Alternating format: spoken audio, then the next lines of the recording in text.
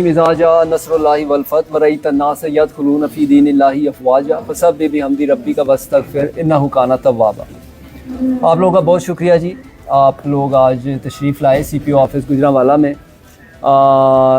मैं बेहतर समझता था कि आप लोगों को बुला के ब्रीफिंग दूँ एक वाक़े के मुतल्लिक़ और पुलिस के रिस्पांस के मुतल्लिक़ और पुलिस की परफॉर्मेंस के ऊपर।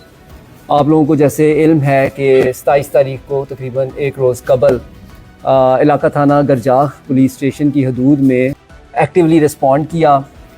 मैं मेरी टीम जिसमें SP सिटी हैं, SSP इन्वेस्टिगेशन और हमारे DSP साहब और तमाम जो हमारे अफसर, हमारी CIA के इंचार्ज को सरफराज अंजुम को, उसके अलावा हमारे SHO गरजाह, SHO भगवानपुरा और इसके बाद SHO हमारे मॉडल टाउन भी उस मौके पर पहुंचे। और ये तमाम टीम जो है उसमें मतलब 7 से 8 SHOs जो हैं अपनी टीम्स के साथ इसको चैलेंज समझ के हमने लिया।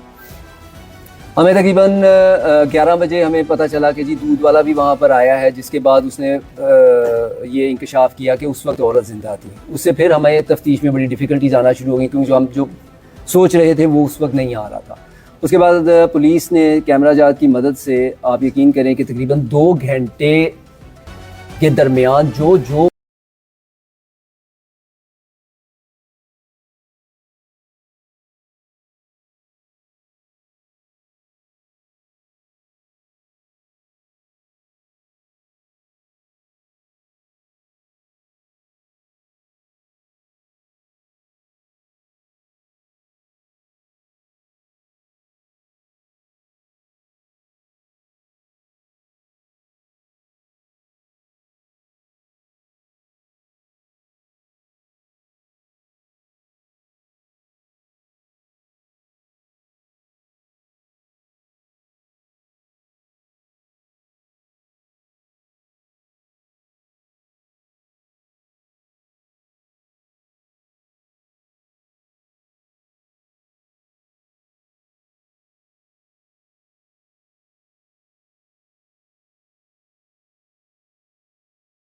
₹28,000 as a token money, as a बयाना उसको दिया गया कि तुम ये काम करो, बाकी के पैसे भी मैं तुम्हें दूँगा। उसके बाद उसने कहा इतना ऑर्केस्ट्रिया कि जी आपने उसको छुरी से मारना है, पिस्टल से मारोगे तो आवाज़ आएगी, दरवाज़ा मैं खोल दूँगा और तुम इस तरह एंटर होगे और उसके बाद ये काम करना।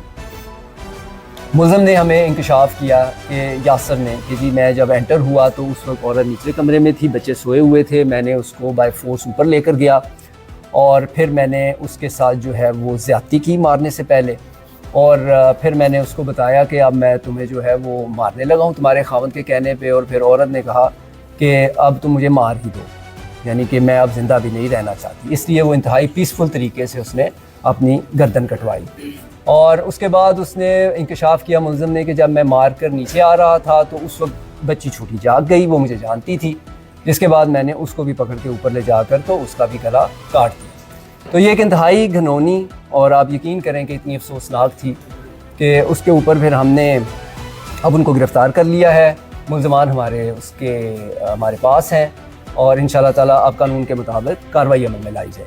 मैं आप लोगों का भी बहुत शुक्रिया अदा करता हूँ कि आपने पुलिस की मदद की, हम पे ट्रस्ट किया। और मैं ख़ास तौर पे एक दफ़ा फिर पूरी हमारी मामा ऊपर बुला रही है, उसको भी बहाने से ऊपर ले जाकर जहाँ मामा को कत्ल किया हुआ था वहीं पे उसका भी गला काट दिया। बैकग्राउंड क्रिमिनल है या मुस्तफा का, और आया जो इतनी आबादी हमारी दुनिया लेके 30 लाख के करीब, उसने उसको सिर्फ अपना सहारा ही मिला है मारने के लिए। कातिल और भी बड़े उजरती कातिल हैं शहर में। ये तो जी अब मैं तफ्तीश करके पता करूंगा कि उसने उसको सिलेक्ट क्यों किया।